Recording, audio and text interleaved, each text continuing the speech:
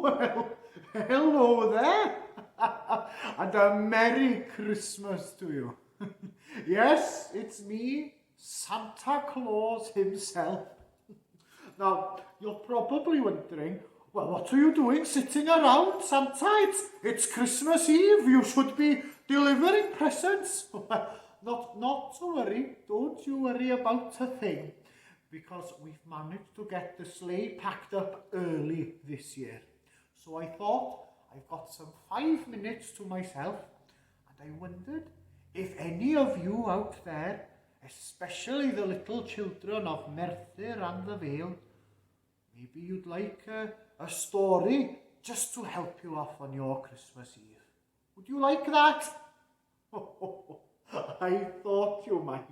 Well, I know that I like it, certainly. And it just so happens I have the perfect story here.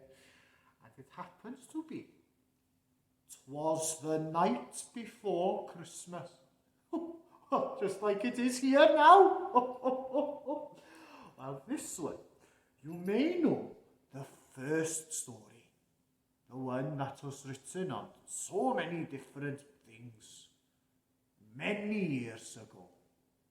But this one tells of a night before Christmas. Sometimes I would rather forget. But it was told here and illustrated, so it was made, the pictures were made by Kate Toms. And so I think I'll give this to you. But remember, don't pass it around too much. Well, let's see what we have. "'Twas the night before Christmas." Here we are.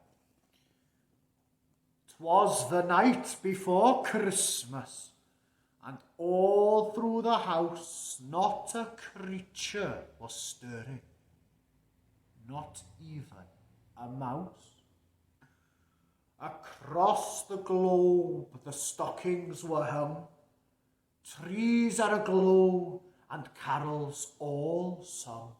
I'm sure it's very similar in your house tonight, isn't it? With a Christmas tree in the corner, the stockings up against the fireplace, if you've got one. I know mine is here. "'Twas the night before Christmas, and all through the house not a creature was stirring, not even a mouse." That seems strange. There should be someone stirring, shouldn't there?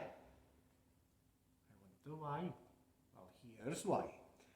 Because Dasher and Dancer and Prancer and Vixen and Comet and Cupid and Donner and Blitzen and Santa, the Pixies and all of the elves had been working so hard, they're asleep now themselves. It was a particularly tough Christmas that year. Indeed it was. We were all tuckered out, as they say. But yes, I was fast asleep.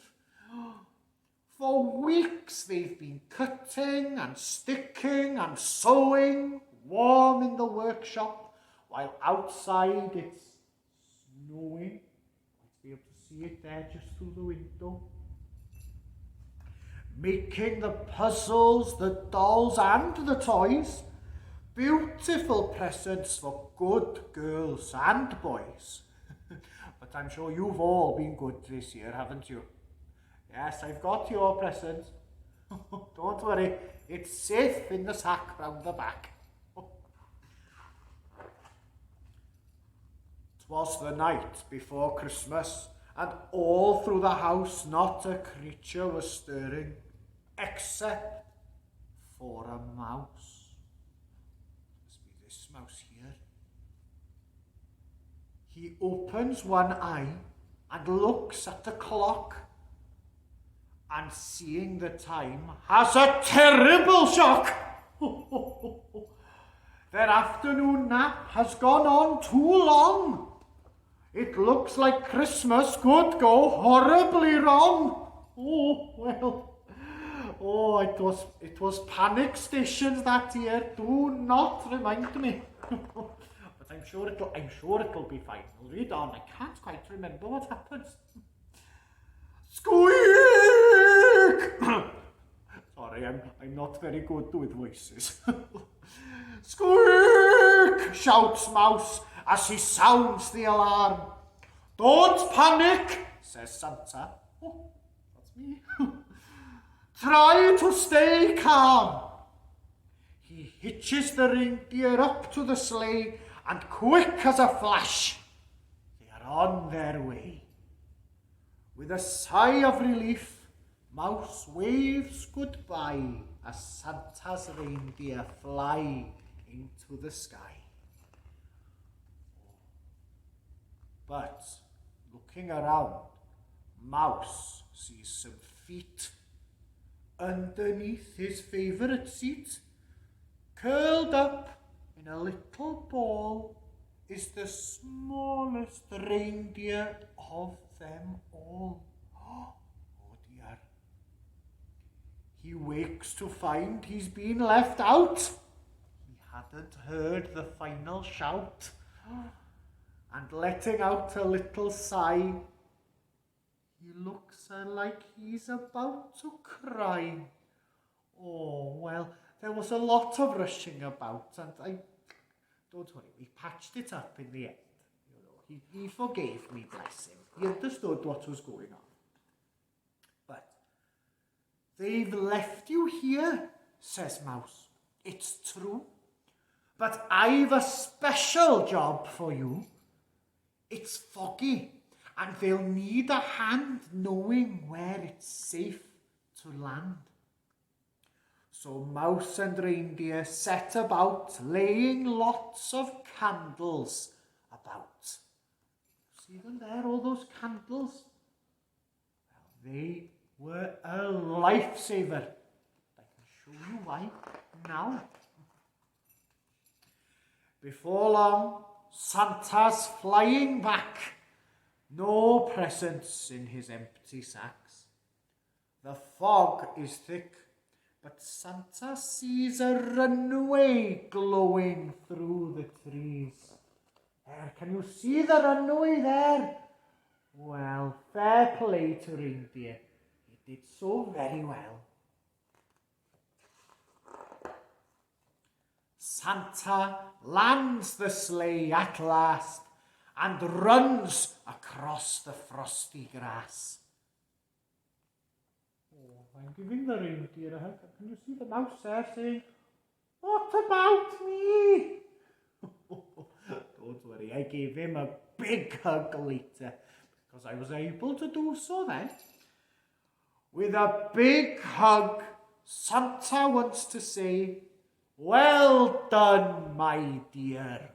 You've saved the day." Well, he did as well, didn't she? "Merry Christmas," the reindeer shout, and Santa blows the candles out. Well, I could probably put them in the grass for the next year then, couldn't I? Make sure I've got a little landing pad, isn't it? 'Twas the night after Christmas, and all through the house not a creature was stirring, not even a mouse. Well, we all learned our sleep that year, let me tell you. And then he became my official air traffic controller every year after that, putting out the candles for the runway. But well done, that mouse. There wouldn't have been a Christmas without that mouse and that reindeer. But that is the end of that story. Did you all enjoy it? Well, I'm glad that you did. I know that I did very much. And I'm glad to be able to share it all with you, the children of Merthyr and the surrounding areas in the valleys, isn't it? Now then, what? Oh, Mary. Sorry, it's Mary, the wife. Yeah. Oh, is it time? Is it? I'm sorry, I have to go. Otherwise, well, I could be late again. You see what happened last time that happened? Right, in that case then, have a wonderfully Merry Christmas, all of you. Make sure you're sleeping soundly, and I should be able to visit. And I think just before I go, have I got time, Mary? Yes? Oh, brilliant. Okay. Merry Christmas! Have a good one. And I'll see you very, very soon. Now, let's go out here. And how does this work again? Is that, no, it's not that. There it is. I'd forget my own head, I would.